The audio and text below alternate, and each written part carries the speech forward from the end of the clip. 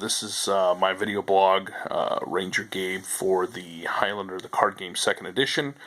Just a quick Gen Con update, sharing some notes from that weekend.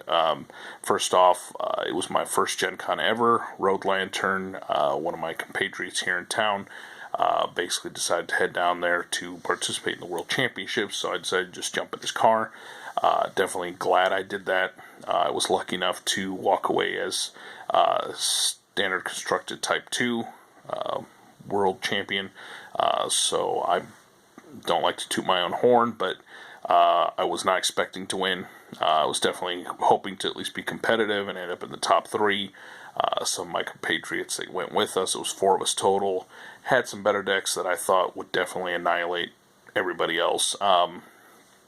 But sometimes that's just the way things work out. So those of you that have played this game for a long time know that meta changes, strategies change, ebb and flow.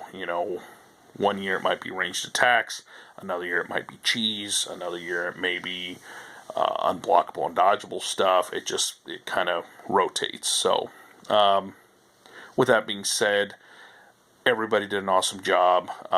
Sportsmanship was there. I definitely enjoyed playing with all the Highlander players. Very classy.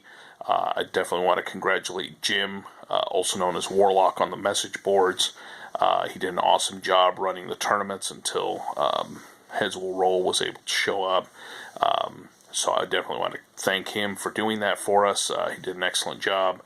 Now, as far as first, I'm basically going to go over some of the strategies that I saw. I didn't necessarily play against everybody, but I will share that first, and then I'll jump into my deck and what I think was effective in it. Now, first off, Click 84, also known as Bill, I heard he had some nasty stuff with his deck. He was playing Kate with a Master Seduction, and he was using that two-handed broadsword promo card that lets you cycle cards back into your deck, or into your hand, I believe, when your opponent dodges. Luckily, he was eliminated by one of my compatriots, Luke, who came from here in Omaha, and he defeated him with straight Xavier cheese. So thankfully, he defeated him and eliminated him, so I didn't have to play him. I'm glad about that, because I think his deck would have annihilated me. But one that I did play twice was Kurgan Fan. I think he's out of California. His deck had a lot of retrieval in it. Again, he was playing with that two-handed broadsword promo, which right now tends to be kind of a touchy topic with me. I feel that card's a little overpowered. If you want to see my full reasoning behind that, you can check out the message boards. So, with that being said, that retrieval depends on your opponent dodging your incoming attacks. Unfortunately for him, I was playing Slan, and off of the brilliant advice of my compatriot Road Lantern, I decided to go with no dodges, no backaways whatsoever in Slan's deck. So I didn't even have the ability to dodge anything. So as a result, I was never dodging, hence he couldn't retrieve anything using that. He did have the, I think, basic block and the basic attacks that let you dump them into your discard and take a card into your hand. But it definitely cut back his retrieval, not being able to take advantage of that weapon. So since I didn't have any backaways, no dodges, backaways still don't help against ranged attacks, but I knew I was going to need something against it. So I went ahead and used the shield for ranged attacks. Well, obviously it's Slan, I had to use the greatsword. So I used the nifty American pregame, which allows you to use a two-handed weapon as a one-hander if your strength, I think, is above 6. So that worked perfectly for Slan. So I was using a greatsword and a shield. And then I Dariused in a second shooting blade into the deck as well. So those were pretty much my pre-games. I didn't have any negation, no heads will roll, no greffier, nothing to counter stuff from my pre-game. But basically I was running a lot of undodgeable attacks. And that was my focus, was I wasn't going to dodge anything, but neither was my opponent. So I was playing with the Master's Attack for Slan, which has printed on it, it cannot be dodged, and it can be made a power blow with bonus damage, which is huge. So I was playing with those. I could have 2 in the deck. And then the Great Sword Lunge card, which you can have 4 of in the deck, that says printed right on it, cannot be dodged. So that was plenty of dodge stoppage. But on top of that, just to be sure, I was playing at the lighthouse location.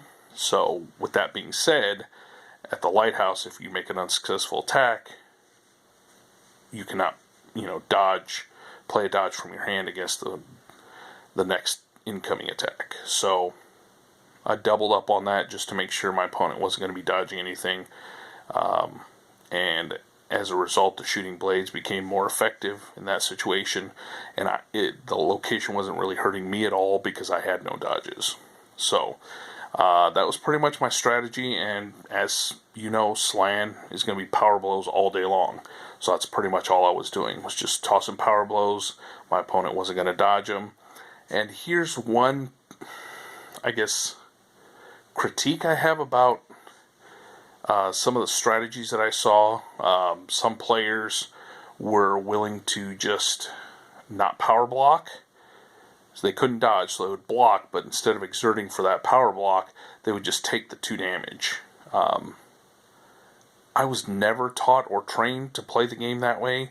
I mean, it could just be a personal preference, but ultimately, the end of the game comes when your ability hits 0, unless you lose your head. So, with that being said, I have never seen the value of taking the 2 damage just to keep from burning 5 cards. I understand the deck is, your livelihood. That's where your cards are going to come from that you're going to use to pummel your opponent with. But, I mean, if you take 2, even 2 power blows, that's 4 damage there. That's almost as much as if you had burned through your entire deck. So, I mean, to me, mathematically, it doesn't make sense. Could just be a play preference, but I noticed that every match that I won, it was because a lot of times my opponent hit 0 a lot more quickly because they did take those early attacks and didn't make the power block.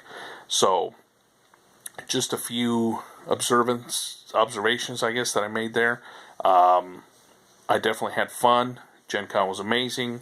I don't think I blinked for like the first day I was there. It was definitely a great time to be had, and I'm definitely glad that I got to meet a lot more of the Highlander players. I've enjoyed this game for a long time, and I definitely want to look forward to going back next year to defend my title in the Type 2 Constructed. I also want to thank my compatriot Road Lantern. He won the Cube World Championship. And then, I didn't remember all the other winners off the top of my head, but congratulations to everybody who did win. If you want to check out that complete list, you can check out the message boards at HighlanderTCG.proboards.com, I believe. Otherwise, sounding off, have a good one.